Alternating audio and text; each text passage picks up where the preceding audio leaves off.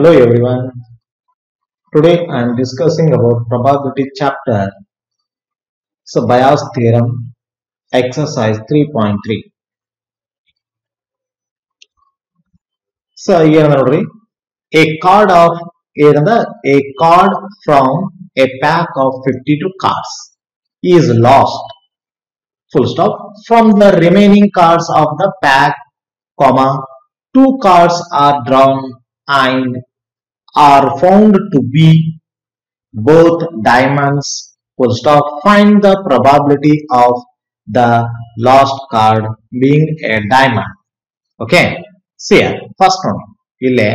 ಸ್ವಲ್ಪ ಕೇರ್ಫುಲ್ ನೋಡ್ರಿ ಕಂಡೀಷನ್ಸ್ ಅಲ್ಲೇ ಸಬ್ ಪ್ರೂಫ್ ನೋಡ್ರಿ ಸ್ಟೂಡೆಂಟ್ಸ್ ಇಲ್ಲ ಸ್ವಲ್ಪ ನಿಮಗ ಪರ್ಮ್ಯೂಟೇಷನ್ ಅಂಡ್ ಕಾಂಬಿನೇಷನ್ಸ್ ಐಡಿಯಾ ಇದ್ರೆ ಮಾತ್ರ ಗೊತ್ತಾಗ್ತದೆ ಇಲ್ಲೇ select okay E1, E2 and E3 be the events okay be the events that the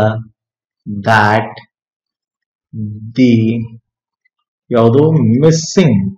observe ಮಾಡ್ರಿ missing card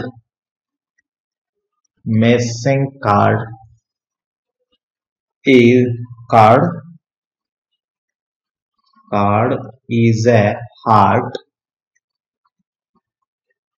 observe ಮಾಡ್ರಿ comma spade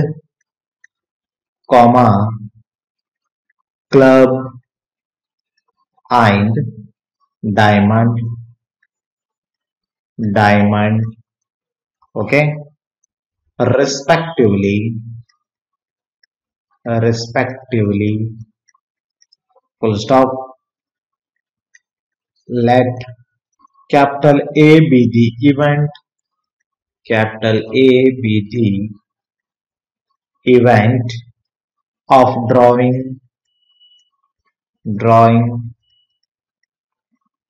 ಯಾವುದು two diamonds ಅಂತ ಹೇಳಿದಾನ two diamonds cards from ಯಾವುದು 51 cards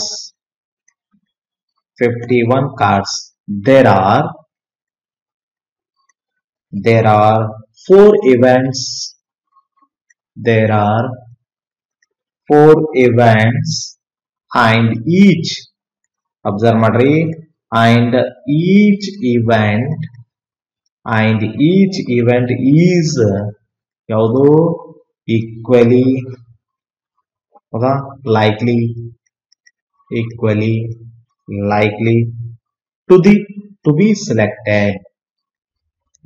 likely to be selected okay ಅದನ್ನ ಹೆಂಗೆ use ಮಾಡ್ತೀವಿ P of E1 equal to P of E2 equal to P of E3 so P of E1 equal to P of E2 equal to P of E3 equal to P of E4 ಆಗ್ತದ answer 13/52 ಯಾಕಂದ್ರೆ ಇವೆಲ್ಲ diamonds ಆಗಿರ್ಬೋದು speed ಆಗಿರ್ಬೋದು clubs ಆಗಿರ್ಬೋದು ಇವೆಲ್ಲ ಏನದ 13 cards is 1/4 okay ಈಗ observe ಮಾಡ್ರಿ it is given that P of observe ಮಾಡ್ರಿ A divides E1 equal to ಎಷ್ಟಾಗ್ತದ 13C2 2 diamonds observe ಮಾಡ್ರಿ so 51C2 okay comma P of A divides E2 equal to 13C2 divided by same 15C2 P of A divides E3 equal to 13C2 divided by 51C2 and P of A divides E4 equal to the same value 13C2 divided by 51C2 okay observe ಮಾಡ್ರಿ by bias theorem ಏನಾಗ್ತದ ಏನ್ ಕ್ಯಾನ ಯಾವುದು at least ಅಂದ್ರ P of E4 ಕೊಟ್ಟಾನ diamond P of E4 divided by A ಏನದ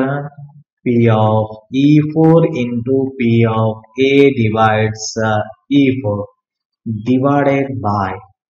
ಇದೊಂದು problem ಈ ತರ ಅದ so P of E1 into P of A divides E1 plus P of E2 into so P of A divides E2 plus P of A divides sorry P of observe ಮಾಡ್ರಿ P of E3 students ಸ್ವಲ್ಪ careful ಆಗಿರಲಿ so P of E3 into P of A divides E3 plus P of E4 into P of A divides E4 okay ಈ ತರ problems ಅಲ್ಲಿ okay ಸಿಯರ್ so observe ಮಾಡ್ರಿ substitute ಮಾಡ್ಕೋತ ಹೋಗ್ರಿ 1 by 1 substitute ಏನದ first 1 by 1 substitute ಮಾಡ್ಕೋತ ಹೋಗ್ರಿ ಏನದರಿ so 1 by 4 into ಯಾವುದು E4 ಎಷ್ಟದ 13 C1 divided by 51 C2 so total divided by observe ಮಾಡ್ರಿ ಏನದ so 1 by 4 into 13 C2 divided by 15 C2 plus 1 by 4 into 13 C1 divided by 15 C2 plus 1 by 4 into 13 C1 divided by 51 C2 okay plus 1 by 4 okay into 13 C2 divided by 51 C2 okay ಈ ತರ calculation so observe ಮಾಡ್ರಿ ಎಲ್ಲ calculations ಆದ್ಮೇಲೆ ಇಲ್ಲಿ ಬರ್ದಿರ್ತೀನಿ ಏನೇನ್ ಬರ್ತಾವು ಸ್ವಲ್ಪ observe ಮಾಡ್ರಿ ಫ್ಯಾಕ್ಟೋರಿಯಲ್ ಗೊತ್ತಿದ್ರೆ ಮಾತ್ರ ಕ್ಲಿಯರ್ ಆಗ್ತದೆ ಫ್ಯಾಕ್ಟೋರಿಯಲ್ ಓಕೆ ಸೊ ನಾ direct ಬರ್ದಿರ್ತೀನಿ 66 divided by 3 into 78 plus 66 ಆಗ್ತದ ಟೋಟಲ್ ಏನಾಗ್ತದ 66 by 300 ಆಗ್ತದ ಟೋಟಲ್ ಆನ್ಸರ್ ಇಸ್ 11 by 50 ಬರ್ತದ ಆನ್ಸರ್ ಸೊ 11 by 50 ಯಾವ ಫಾರ್ಮುಲಾ ಹಾಕ್ಬೇಕಂದ್ರೆ ಈ ಫಾರ್ಮುಲಾ ರೀ NCR equal to n factorial divided by n minus r factorial into r factorial so r ಅಂತಂದ್ರ 13 ಅಂದ್ರ n ಅಂತ ಕೊಡ್ರಿ r ಅಂದ್ರ 1 ಅಂತ ಕೊಡ್ರಿ ಇಲ್ಲಿ 51 ಅಂದ್ರ n ಅಂತ ಕೊಡ್ರಿ 52 ಅಂದ್ರ r ಅಂತ ಕೊಡ್ರಿ ಓಕೆ ಈ ತರ ಮಾಡಿದಾಗ ಸಾಲ್ವ್ ಆಗ್ತದೆ ಯಾವುದು conditions in next part 13th one so 13th one ನೋಡಿ ಏನದ probability that a speaks ಯಾವುದು speaks truth is 4 by 5 full stop a coin is tossed a reports that a head appears the ಯಾವುದು probability that actually there was head is option A 4 by 5 option B 1 by 2 option C 1 by 5 option D is ಯಾವುದು 2 by 5 ಈಗ observe ಮಾಡಿ students ಈಗ first ನೋಡಿ so let E1 and E2 ಯಾವುದು be the events observe ಮಾಡ್ರಿ be the events that capital A speaks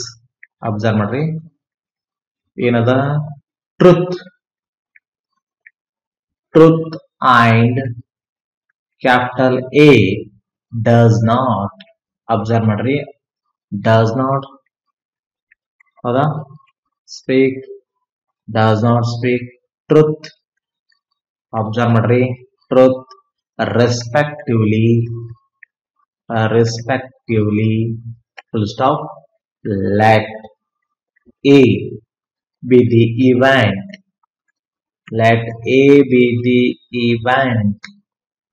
ಯಾವುದು a head appears ಅಂತ ಹೇಳಿದಾನ a head ಯಾವುದು ಅಪಿಯರ್ಸ್ ಹ್ಯಾಡ್ ಅಪಿಯರ್ಸ್ ಅಂದ್ರೆ P of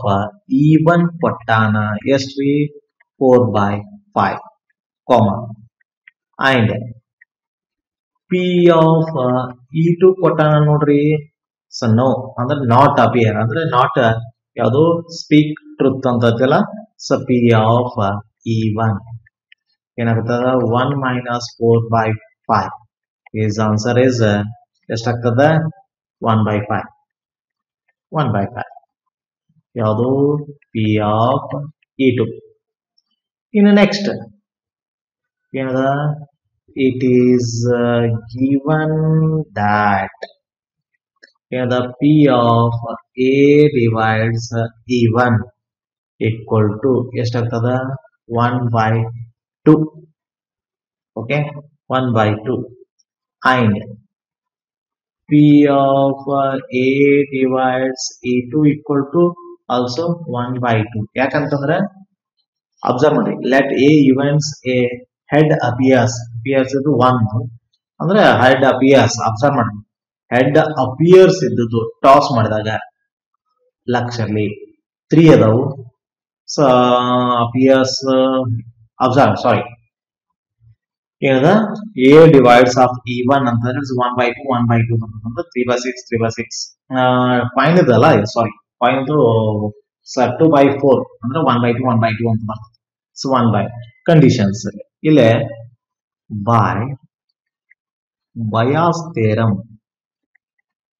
bias theorem use ಮಾಡೋದು ಯಾವುದು P of formula E1 divides A ಅಂತ ಕೇಳೋಣ ಸೊ ಏನದ P of E1 into P of A divides E1 divided by ಯಾವುದು P of E1 into P of A divides E1 plus P of E2 into P of A divides E2 okay ಈಗ ಏನಾಗುತ್ತೆ ನೋಡ್ರಿ substitute ಮಾಡ್ರಿ ಎಲ್ಲ values 4/5 into 1/2 divided by 4/5 into 1/2 1/5 into 1/2 ಎಷ್ಟಾಗತ್ತೆ ನೋಡ್ರಿ LCM 4/10 ಈ ಕಡೆ 4/10 ಪ್ಲಸ್ 1/10 ಓಕೆ ಅಂದ್ರೆ ಎಲ್ಸಿಎಂ ತೆಗೆದ್ಬಿಡಲ್ಲ ಲಾಸ್ಟ್ ಸೊ 10 ಕ್ಯಾನ್ಸಲ್ ಆಯ್ತು ಅಂದ್ರೆ answer is 4/5 answer is note first one A is a 4/5 okay so next note 13th one ಆಯ್ತು 14th one observe so 14th one ಏನ್ ಕೊಟ್ಟಾನ if capital A and capital B are two events such that A subset B and P of B is not equal to 0 then which of the following is correct first one A divides B into P of B divided by P of A. Second one, P of A divides B less than P of A. Third one, P of A divides B greater than or equal to P of A. So fourth one is a none of these. ಇಲ್ಲಿ some formula ಗೊತ್ತಿರಬೇಕಾಗ್ತದೆ ಏನಂತಂದ್ರೆ here ಏನದ A subset B ಇತ್ತಂದ್ರ implies A intersection B equal to A ಆಗಿರ್ತದೆ implies ಏನದ P of A intersection B equal to ಏನಂತದ P of A ಆಗಿರ್ತದೆ ಗೊತ್ತಾದ ಈಗ ಹಂಗಿತ್ತಂದ್ರ we know that observe ಮಾಡ್ರಿ P of A divides B equal to formula ಏನದ P of A intersection B divided by P of B okay ಹಂಗಂದ್ರ implies P of A divided by P of B ಅನ್ಬೋದ P of A divided by P of B ಯಾಕಂದ್ರೆ because P of A intersection B ಕಂಡುಹಿಡಿದ್ರೆ ಅಂದ್ರೆ but P of B less than or equal to 1 ಆಗ್ತದ therefore P of A divides B is greater than or equal to P of A. So no doubt answer is C. Clear ಆದದ್ರಿ so ಏನದಲ್ಲ so observe ಮಾಡ್ರಿ so ಇಲ್ಲಿ ತಕ್ಕ ಏನದಲ್ಲ probability total ನಿಮ್ಮ ಏನದಲ್ಲ 30% ಕಡಿತವಾಗಿದಲ್ಲ, ಇಷ್ಟ ನಿಮ್ಮ ಪ್ರೊಬಾಬಿಲಿಟಿ ಇಷ್ಟೇ ಅದ. ಬಯಾಸ್ ಥಿಯರಮ್ ತಕ ಅಷ್ಟೇ ಅದ. ಬಟ್ ಎಲ್ಲ ಸಾಲ್ವ್ ಮಾಡಿದೇನೆ, 14th ಪ್ರಾಬ್ಲಮ್ಸ್ ಸಾಲ್ವ್ ಆಗಿದೆ. ಇನ್ನ ಅಂದ್ರೆ ನೆಕ್ಸ್ಟ್ ವಿಡಿಯೋದಲ್ಲಿ ಏನ್ ಮಾಡ್ತಾ ಇರೋದು, ಮತ್ತು 1 by ಅಂದ್ರೆ ಫಸ್ಟ್ ಇಂದ ಯಾವುದು ITF ಲಿಂದ ಏನದ 30% ಏನದಲ್ಲ ಸಮ್ ಇಂಪಾರ್ಟೆಂಟ್ ಪಾರ್ಟ್, ಯಾವುದು ITF ಇಂಪಾರ್ಟೆಂಟ್ ಪಾಯಿಂಟ್ ಆಗಿರ್ಬೋದು, ಮ್ಯಾಟ್ರಾಸಿಸ್ ಅಂಡ್ ಡಿಟರ್ಮಿನ್ಸ್ ಇಂಪಾರ್ಟೆಂಟ್ ಪಾರ್ಟ್ ಆಗಿರ್ಬೋದು, ಮತ್ತು ಇಂಟಿಗ್ರೇಷನ್ಸ್ ಆಗಿರ್ಬೋದು, ಅಥವಾ ಡಿಫ್ರೆನ್ಶಿಯೇಷನ್ ಆಗಿರ್ಬೋದು, ಇವೆಲ್ಲ 1 by 1 by ರಿವಿಷನ್ ಮಾಡ್ಕೋತ ಹೋಗ್ತಾ ಇರ್ತೀವಿ. ಅರ್ಥ ಆಯ್ತಾ? ಕ್ಲಿಯರ್ ಆತದ್ರಿ? ಇನ್ನ ನಾವೇನ್ ಮಾಡ್ತೀವಿ, ನಾವು ಒಂದ್ ಪಾರ್ಟ್ ಸಾಲ್ವ್ ಮಾಡಿದ್ರೆ ಇನ್ನೊಂದು ಪಾರ್ಟ್ ನೀವು ಸಾಲ್ವ್ ಮಾಡ್ಬೇಕಾಗ್ತದ ಸ್ಟೂಡೆಂಟ್ಸ್. ಇನ್ನ ನಿಮ್ ಫಸ್ಟ್ ಈಗ ಏನದಲ್ಲ ಇಷ್ಟು ದಿವಸ ನಾವು ಸಾಲ್ವ್ ಮಾಡಿದ್ವಿ, ಇನ್ನ ನಿಮ್ ಪಾರ್ಟು ಅದ, ಅಂದ್ರೆ ಸ್ವಲ್ಪ ಸ್ಟಡಿ ಮಾಡ್ಬೇಕಾಗ್ತದ. ಯಾಕಂದ್ರೆ ನಾವು ಏನ್ ಹೋಮ್ವರ್ಕ್ ಕೊಟ್ಟಿರ್ತೀವಿ, ಏನ್ ಅಸೈನ್ಮೆಂಟ್ ಕೊಟ್ಟಿರ್ತೀವಿ, ಸ್ವಲ್ಪ ನೀವು ವರ್ಕ್ ಮಾಡಿದ್ರೆ ಸಾಕು, ನಿಮ್ದು ಸ್ಕೋರ್ 100% ಆಗೇ ಆಗ್ತದೆ. Okay, thank you.